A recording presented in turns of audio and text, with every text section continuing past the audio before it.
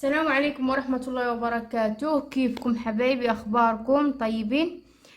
جبت لكم صبغة مرة حلوة للعيد بإذن الله، اللي تبغى تضبط نفسها في العيد، وخصوصا البنات أكتريتنا نحب الألوان الفاتحة.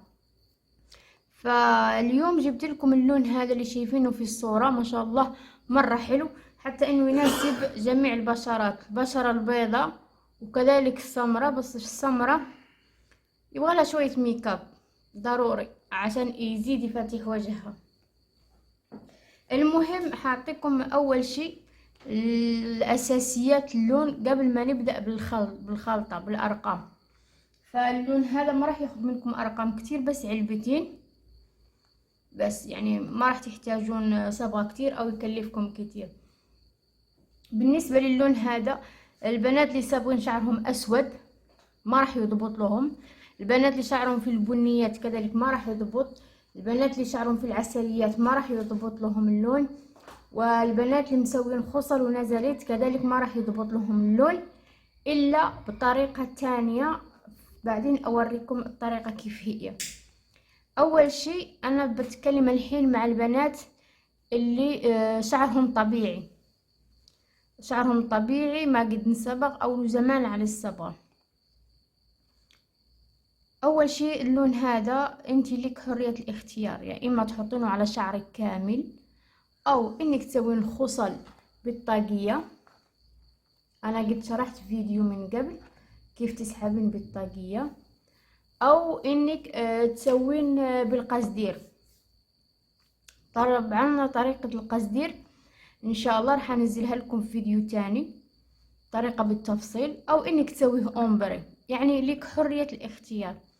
بس اهم نقطة ان الشعر لازم تسوي له سحب ببودرة السحب الزرقاء مع الاكسجين. لازم السحب يكون نظيف لين يوصل درجة بين 9 او 8.5. تمام، لازم 9 او 8.5 عشان يطلع لكم نفس اللون اللي في الصورة. اهم شيء تتبعوا يا بنات الخطوات والاساسيات. ترى كل ما كانت الارضية فاتحة كل ما ضبط معنا اللون. مثلا انا قلت لازم توصلين شعرك لين 8.5 او 9، تيجي واحدة شعرها في الاورنج وتحط اللون ترى ما راح يضبط، تيجي واحدة في الاصفر بنانة مزعج وتحط اللون ما راح يضبط، هيعطيك لون تاني. ما اقول انه ما حيضبط لك اي لون، حيضبط لك لون تاني مو نفس اللون اللي انت تبغين. طيب، اذا نسوي اول شيء سحب لون بالشيء اللي احنا نبغاه او شعر كامل، بعدها تصير درجة تفتيح عالية تكون بين 9 و 8.5. ايش هي الارقام اللي راح ناخذ؟ اول شيء راح ناخذ علبة. انا اتكلم مع البنات اللي شعرهم طويل، اذا انتي شعرك طويل خذ على علبة كاملة، اذا شعرك قصير نص علبة. انا هعطيكم مقادير بعلبة كاملة عشان تعرفوا كيف تقسمون صبغتكم.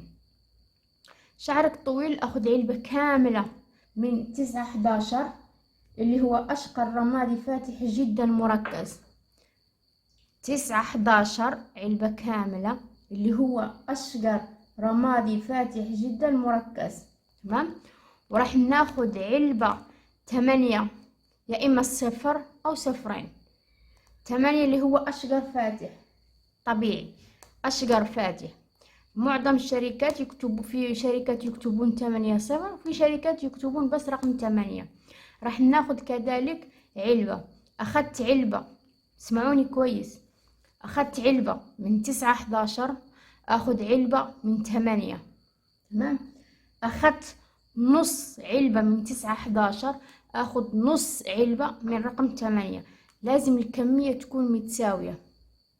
شعرك قصير اخدت ربع من 9-11 اخد كذلك ربع من 8. تمام، هذا الاساسي. بعدين راح نيجي للمعززات او المصححات. راح ناخدو المصحح الاخضر. المصحح الاخضر اذا شعرك طويل راح تاخدون مقدار الاصبع. تمام، مقدار الاصبع. والمصحح الازرق اللي هو البلو راح ناخد نقطة الحمص بس، ما راح نكتر، نقطة الحمص. تمام، فهمتوا؟ مع الأكسجين 20.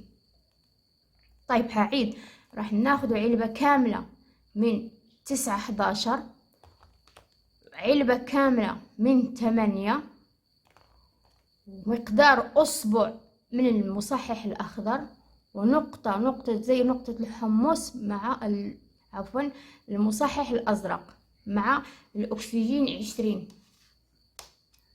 نخلطهم كويس ونحطهم على الشعر. طيب نيجي الحين عند البنات اللي مسوين عسلي، مسوين بني، مسوين عندهم خصل ونزلت، بس بني فاتح على فكرة، مو بني العادي، بني فاتح. بالنسبة للبنات هادول إذا ما تبغون تسوون سحب، فإيش راح ناخد؟ راح ناخد علبة كاملة من 0.02، شفتوها هذه تفتيح، وفي بعض الشركات بيسموها 1000. تمام، راح نحطوها مع أي مصحح من المصححات، يا إما الأخضر، نقطة من الأخضر، يا إما من الأزرق، وأنا أفضل دائما الأزرق. تمام، نحطوها على الشعر كامل 45 دقيقة ونغسلوا الشعر. أو في صبغة تانية اسمها نيتروسينيما كولاجين، تفتح الشعر، يعني تفتيحها مرة حلو. اللي معاكي مفتح اللي هو 00 أو 1000 بيكون اسمه، أو صبغة نيتروسينيما كولاجين. نفتح شعرنا، خلوه من 30-45 ونغسل. نريحوا شعورنا أول شيء، نحطوا له بلسم هذاك اليوم. حتى مع البنات اللي أول مرة حيصبغون، أنا دائما أفضل إني الصبغة إذا كان فيها سحب ما نصبغ نفس اليوم، لازم نخلوها تاني يوم ترتاح، الشعر يرتاح. بعدين راح تاخدين نفس المقام، نفس الصبغات، راح ناخدوا 9-11، راح أعيد الأرقام تاني بالأسماء. 9-11 اللي هو أشقر رمادي فاتح جدا مركز، علبة كاملة، وعلبة كاملة من 8 اللي هو أشقر فاتح طبيعي أو أشقر طبيعي، كذا بعد شركة يسمون.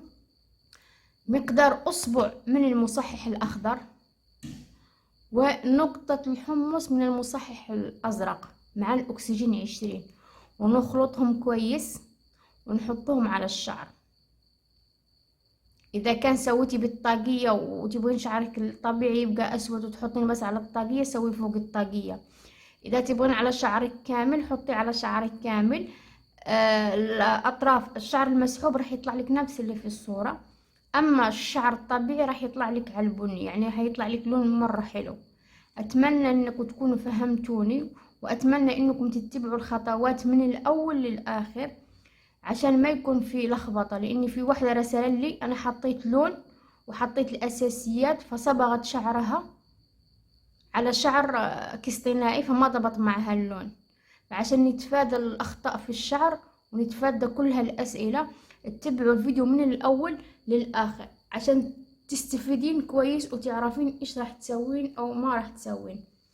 وأتمنى أنكم تكونوا فهمتوا، واللي صبغت أو تبغون أي صبغة ارسلولي وأنا أحط لكم الطريقة كيف من البداية إلى النهاية.